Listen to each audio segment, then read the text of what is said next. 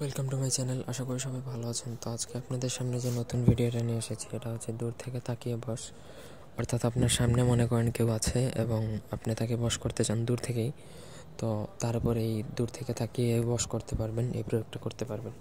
তো পুরো ভিডিওটা শেষ পর্যন্ত দেখেন। আমার চ্যানেলটা অবশ্যই সাবস্ক্রাইব করবেন, লাইক কমেন্ট শেয়ার করবেন। আর আপনারা যদি আমাদের দিয়ে কোনো ব্যক্তিগত কাজ করাতে চান তাহলে স্ক্রিনে দেওয়া নাম্বারে ইমো অথবা হোয়াটসঅ্যাপে সরাসরি যোগাযোগ করে যে কোনো কাজ করাতে পারবেন, দেশে বা দেশের বাইরে থেকে।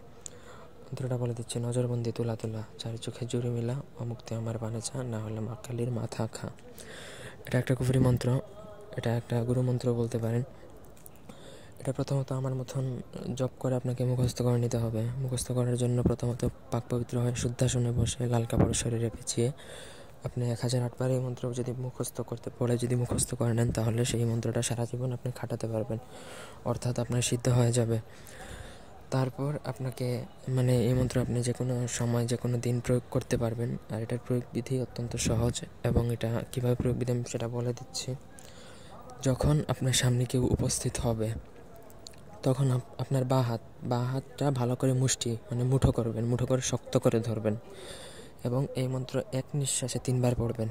এটা মুখস্থ হয়ে গেলে আপনি এক নিঃশ্বাসে 3 বার পড়তে পারবেন। এবং আপনার সামনে যাকে বশীভূত করবেন আপনি তার নাম জানা লাগবে। তার নাম সহকারে এই মন্ত্র আপনার হাতের মুষ্টি শক্ত করে ধরে এক নিঃশ্বাসে 3 বার পড়ে আস্তে করে তার দিকে জাস্ট ফুটা ছুঁড়ে দিবেন আস্তে করে। ব্যাস, আপনার কাজ শেষ। সে তৎক্ষণাৎই কিন্তু আপনার বশীভূত হয়ে যাবে। এই বশীকরণ প্রেমিক প্রেমিকা, এটা গার্লফ্রেন্ড বয়ফ্রেন্ডের উপর করা যায়, হাজব্যান্ড ওয়াইফের উপর করা যায়, বাবা মায়ের উপর করা যায়। যে কেউ এটা যে কারোর উপর প্রয়োগ করতে পারবে এবং এটা ভালো কাজেই ব্যবহার করা হয়। যদি ইনস্ট্যান্ট বা মুহূর্তে যদি আপনার সামনে কাউকে বশ করার প্রয়োজন হয়ে পড়ে অনেক বেশি, তাহলে আপনি এটা নির্দ্বিধায় প্রয়োগ করতে পারবেন, কোনো সমস্যা হবে না। তো আশা করি পুরো বিষয়টা বুঝতে পারছেন। এই ছিল আজকের ভিডিওটি ভালো লাগলে লাইক দিবেন, কমেন্ট শেয়ার এবং সাবস্ক্রাইব করবেন। ধন্যবাদ সবাইকে। আল্লাহ হাফেজ।